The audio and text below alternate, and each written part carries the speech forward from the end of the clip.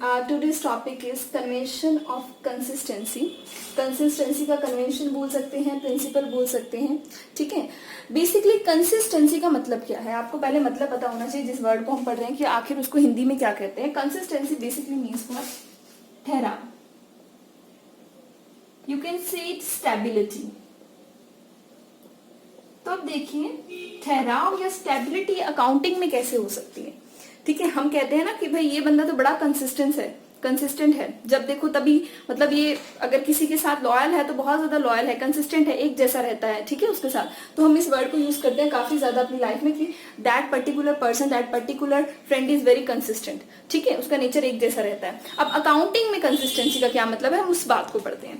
Basically consistency का accounting के अंदर मतलब है कि अकाउंटिंग में हम जिन प्रिंसिपल्स, रूल्स, रेगुलेशन, मैथड्स को फॉलो कर रहे हैं, जिन टेक्निक्स को फॉलो कर रहे हैं, उनके ऊपर कंसिस्टेंट रहना मीन्स अकाउंटिंग के अंदर आप टेक्निक्स को, मेथड्स को, रूल्स और रेगुलेशन को जल्दी से चेंज नहीं कर रहे हैं, दैट इज पर्टिकुलरली कंसिस्टेंसी। और कंसिस्टेंट होने से होता क्या है, अगर मान लीजिए मैं जिस तरीके से अकाउंट्स आज बना रही हूं, ठीक है, वैसे ही 10 साल पहले भी बनाती थी, तो 10 साल से लेकर आज तक के अकाउंट्स में आपस में क्या कर सकती हूँ, कंपेयर कर सकती हूँ। बट अगर मैं ईयर टू ईयर अकाउंटिंग के मेथड्स को बदलती रहती हूँ, ठीक है, लाइक डिफरेंट मेथड हमारे पास होते हैं, डेप्रिसिएशन के अलग अलग मेथड हैं, ठीक है। बेसिकली हम दो की बात करते हैं अकाउंटिंग के मेथड की। These particular 2 methods are consist diminishing balance method and original cost method, ठीक है। ऐसे ही वैल्यूएशन ऑफ क्लोजिंग स्टॉक की भी हमारे पास क्या है, अलग अलग मेथड्स हैं। तो बेसिकली आपने यहाँ पर क्या बात करनी है, अगर आप कन्वेंशन ऑफ कंसिस्टेंसी की बात कर रहे हैं तो आपको इन अकाउंटिंग के मेथड्स को, इन टेक्निक्स को जल्दी से चेंज नहीं करना है। You have to be consistent.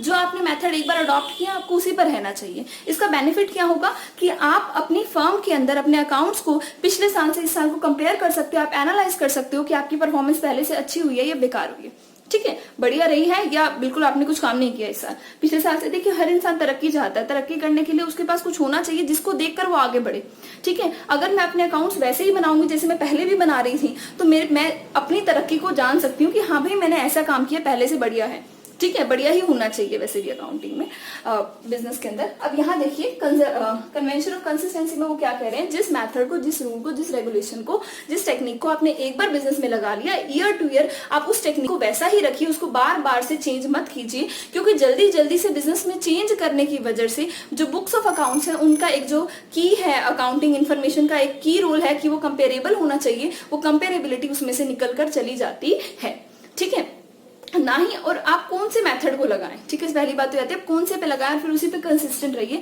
देखिए बढ़िया तो ये रहता है कि आप उस मेथड को लगाइए जिसको मार्केट में बाकी सब भी लगा रहे हैं, ताकि आप अपने साथ साथ उनके अकाउंट से भी कंपेयर कर सकें। देखिए आगे बढ़ने का मतलब ये होता है कि मैं जहां पहले थी मैं उससे आगे बढ़ी हूँ, खुद में इंप्रूवमेंट किया, वो आगे बढ़ना होता है, ठीक है। लेकिन आगे बढ़ने का मतलब ये नहीं होता कि आप बाकी लोगों को देख ही नहीं रहे हैं। देखिए खुद से जीतना सबसे बड़ी चीज है, बट उसके अलावा आपको मार्केट में कॉम्पिटिटर से भी तो कंपेयर करना है। तो आपको किस मेथड को यूज करना चाहिए, उस मेथड को यूज करना चाहिए जिसको कॉम्पिटिटर्स यूज कर रहे हैं, और उसी पर कंसिस्टेंट रहना चाहिए। क्योंकि कंसिस्टेंट रहने का क्या फायदा होता है कि आप अपने अकाउंट्स को थ्रू आउट द इयर्स लंबे समय तक दूसरों के साथ कंपेयर कर सकते हैं। और अगर आप वैसा ही रख रहे हैं जैसे अपने पहले वाले को रख रहे थे तो फायदा होगा, आप खुद के साथ भी अपने अकाउंट्स को कंपेयर कर रहे हैं। एक एग्जांपल लेते हैं, एग्जांपल ऑफ डेप्रिसिएशन। मान लीजिए कि डेप्रिसिएशन पहले साल तो मैंने लगा दी डिमिनिशिंग बैलेंस से, अगले साल मैंने लगा दी स्ट्रेट लाइन से, जिसको ओरिजिनल कॉस्ट भी बोला जाता है, ठीक है। तो अब इससे नुकसान क्या हुआ हमारा, वैसे मैंने डेप्रिसिएशन के इन दोनों मेथड्स में क्या डिफरेंस होता है उस पर एक वीडियो बना रखी है, आप चाहे तो उसे भी मेरे चैनल में जाकर के देख सकते हैं, ठीक है। तो अब इससे नुकसान क्या हुआ, पहले साल के profit and losses diminishing balance के अकॉर्डिंग निकले हुए हैं, इस करंट ईयर के profit and losses straight line balance के अकॉर्डिंग निकले हुए हैं। तो प्रॉफिट हम कंपेयर नहीं कर सकते। क्यों नहीं कंपेयर कर सकते, क्योंकि प्रॉफिट निकालते वक्त जो डेप्रिसिएशन की एडजस्टमेंट्स हुई हैं वो पिछले साल किसी और तरीके से हुई हैं, और इस पर्टिकुलर ईयर में वो एडजस्टमेंट किसी और तरीके से हुई है। इस वजह से मैं अपने प्रॉफिट को पिछले साल के प्रॉफिट से क्या नहीं कर सकती, कंपेयर नहीं कर सकती। तो यहाँ पर ये नुकसान हो गया।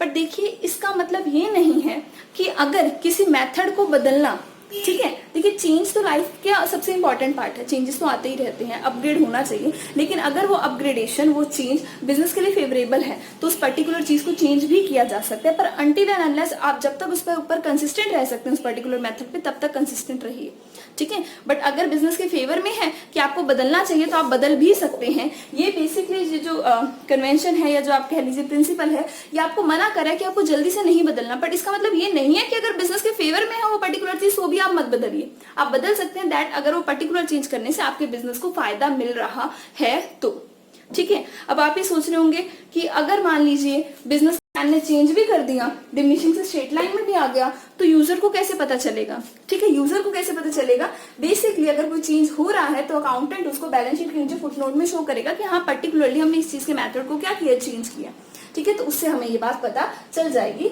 This is all about convention of consistency, जिसका मतलब है ठहराव, स्टेबिलिटी। जो मेथड एक बार यूज किया उसी को ही यूज कीजिए, अनटिल एंड अनलेस बिजनेस के फेवर में ना हो कि उसको बदलना जरूरी है, तब तक आप उसी पर रहिए, स्टेबल रहिए, ठीक है। लाइफ में भी स्टेबिलिटी जरूरी है, वैसे ही अकाउंटिंग में भी स्टेबिलिटी जरूरी है to make your account more comparable with your firm and with the accounts of the other firms, ठीक है। तो ये बेसिकली था अबाउट